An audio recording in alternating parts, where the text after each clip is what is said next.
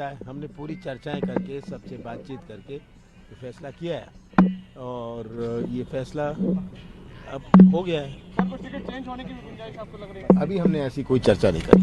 Sir Shivraj ji कह रहे हैं कि वो वादे करते तो वो निभाते हैं, आप लोग झूठ की दुकान खोल के बैठे देखिए, हैं। अरे भाई, जो बात मैं उनके बारे में कहता हूँ वो मेरे बारे में रिपीट कर सकते हैं। अब बेचारे शिवराज जी कहें क्या, उन्होंने जो वायदे किए 20,000 से ज्यादा घोषणाएं।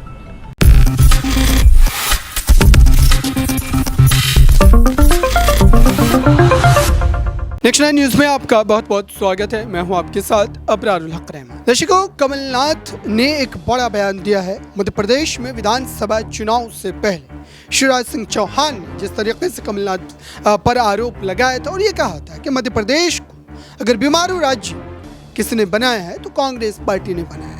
और जाहिर सी बात है कि इससे पहले की सरकार कमलनाथ के नेतृत्व में चल रही थी तो वो इस बात पर पलटवार जरूर करते। हालांकि प्रधानमंत्री नरेंद्र मोदी ने भी ठीक इस तरीके की ही शब्दावली का इस्तेमाल किया था, जिसके बाद ये माना जा रहा था कि राजस्थान में कांग्रेस वर्सेस भाजपा की लड़ाई और भी ज़्यादा गहरा सकती है और होता भी ऐसा ही नजर आ रहा है। मध्य प्रदेश में भारतीय जनता पार्टी इस बार पूरी ताकत झोंकने की मूड में नजर आ रही है और उन्होंने सांसदों से लेकर के जो अपने केंद्रीय मंत्री हैं उनको भी विधानसभा चुनाव में उतार दिया है। और दरअसल इस चुनाव में उतारने के बाद अब ये माना जा रहा है कि राजनीतिक परिस्थिति और भी ज़्यादा बिगड़ सकती है। आइए आपको कमलनाथ के उस बयान को सुनवाते हैं और इससे आप समझिए कि फिलहाल कमलनाथ ने जो बयान दिए थे इससे पहले, दरअसल उससे ये साफ तौर पर नजर आता है कि जनता के बीच जिस ढंग से शिवराज सिंह चौहान लगातार लाडली बहना जैसे योजनाओं का जिक्र कर रहे हैं, वो जनता से कनेक्ट करने की कोशिश कर रहे हैं। दरअसल इस पर भी सभी की नजरें टिकी। कमलनाथ के इस बयान को एक बार जरूर। 4,000 लोगों ने अप्लाई किया और इनमें से कोई नहीं कहता मैं हारने वाला हूँ, सब कहते हैं मैं जीतने वाला हूँ।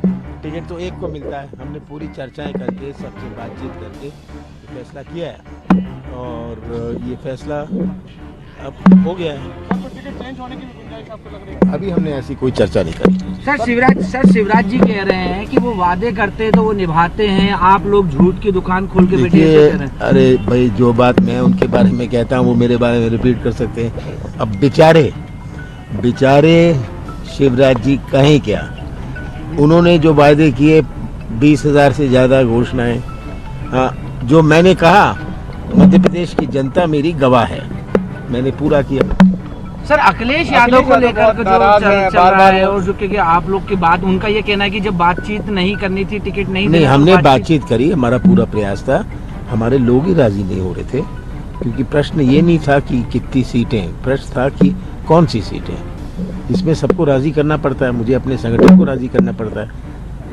उनके वो लोग तो नंबर नहीं था, जो सीटें वो चाहते थे उस पर हम अपने लोगों को कन्विंस नहीं कर पाए। चलिए अब आपका होगी। देखिए, कमलनाथ हमसे बात कर रहे थे।